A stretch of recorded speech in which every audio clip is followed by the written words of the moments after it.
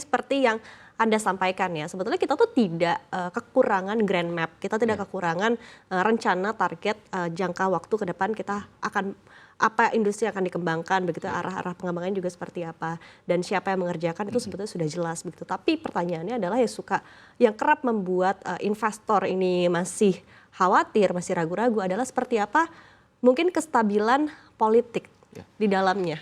Dan Pak Misbakun sendiri juga sebagai anggota politik seperti apa mungkin Anda melihat? Jadi gini, memang ujian kita itu di konsistensi.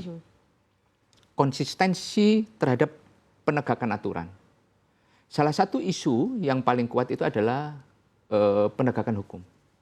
Penegakan hukum. Nah, tentunya ini menjadi sebuah pekerjaan rumah sendiri bagi Indonesia supaya penegakan hukum ini juga bukan menjadi salah satu yang mendistrak keinginan investor asing untuk masuk.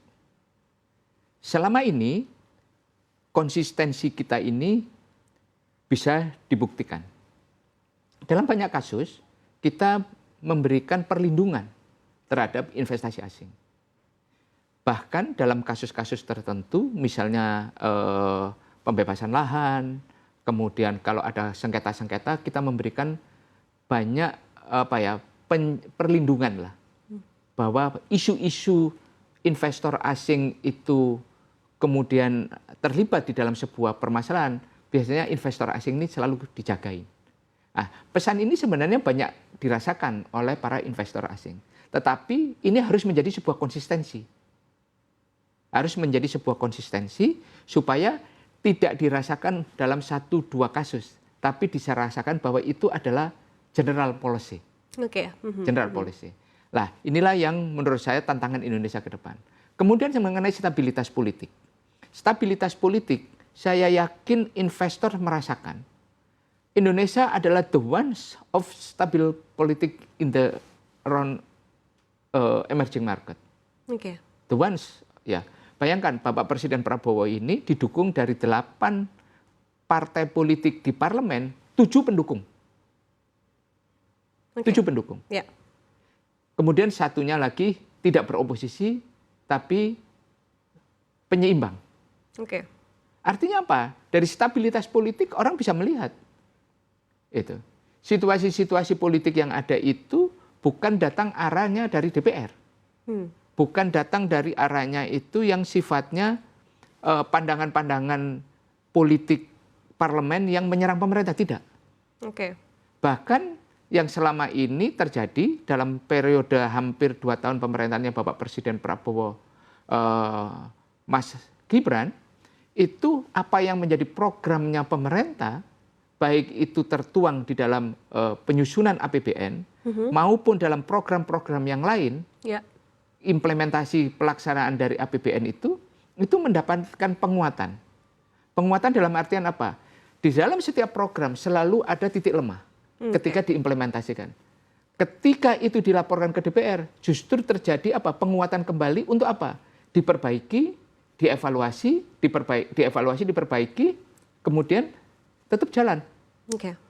Lah, hal-hal yang seperti ini kan sebenarnya sinyal yang kuat kepada siapapun bahwa stabilitas politik Indonesia itu terjaga. Tapi ada kekhawatiran Pak Misbakun ya berkaitan dengan business judgment yang akhirnya disalahartikan begitu secara hukum dan ini akhirnya sedikit banyak mengganggu dunia investasi. Jadi gini, business rule judgment itu mau tidak mau itu adalah sebuah keputusan undang-undang. Tinggal diimplementasikannya seperti apa. Kalau kita detailkan satu kasus per kasus terhadap kasus hukum atau apa, itu kan masyarakat harus tahu apakah itu sebuah mens rea, apakah itu individual crime. Dengan kemudian dalam sebuah praktek korporasi, baik itu BUMN maupun korporasi yang sifatnya umum. Nah, tinggal masyarakat itu. Nah, itu juga ujian bagi penegak hukumnya. Penegak hukumnya menggunakan pasal-pasal yang sifatnya seperti apa. Kadang-kadang kan orang menggunakan pasal yang terlalu absurd, pasal terlalu umum, sementara kejahatannya itu bersifat spesifik, kemudian menyangkut white collar crime. Nah, ini tentunya menjadi tantangan tersendiri bagi penegak hukum. Dan business judgment rule itu menurut saya sudah kita berikan penguatan di dalam undang-undang. Ya. Sehingga para pelaku usaha atau CEO atau kemudian eksekutif di BUMN, baik itu kemudian itu kan juga ada di dalam aturan di swasta, business judgment rule itu, bahwa apabila terjadi pelanggaran hukum itu tidak semata-mata kemudian itu menjadi kerugian negara bagi BUMN. Ya. Kita berikan leveling, kita berikan tingkatan-tingkatan pelanggarannya. Apakah itu pelanggaran yang sifatnya umum, pelanggaran-pelanggaran yang sifatnya elementer, atau pelanggaran-pelanggaran yang sifatnya khusus. Oke. Dalam rangka tujuannya untuk merugikan negara benar, atau memang itu kesalahan administrasi. Oke. Nah, ini kan sudah kita berikan di dalam undang-undang. Ya, sehingga masyarakat bisa tahu dan penegak hukum pasti tahu. Oke. Para eksekutif yang menjalankan juga pasti tahu bahwa, oh, business judgment rule yang mereka terapkan, dan kemudian pasti nanti akan ada keluar PP-nya, keluar aturan-aturan korporasinya seperti apa. Saya yakin itu akan menjadi panduan yang kuat bahwa mereka tidak akan menjadi korban kriminalisasi.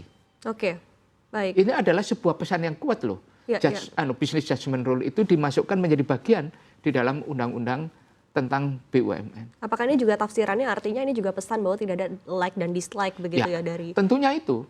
Kalau itu kita berikan protokol, aturan regulasinya di tingkat undang-undang, kemudian sampai kepada turunan yang paling detail, itu kan penghindaran terhadap suka tidak suka, proses kriminalisasi itu kan dalam rangka kita menghindari itu. Oke, baik. Untuk memberikan jaminan apa? Ya. Bahwa orang-orang yang selama ini mengambil keputusan secara profesional, didasarkan pertimbangan-pertimbangan profesional, dengan prosedur-prosedur profesional, tata kelola governance yang kuat, itu tidak bisa kemudian dikenakan upaya-upaya penghukuman yang sifatnya spesifik tadi. Oke, baik, gitu. Baik.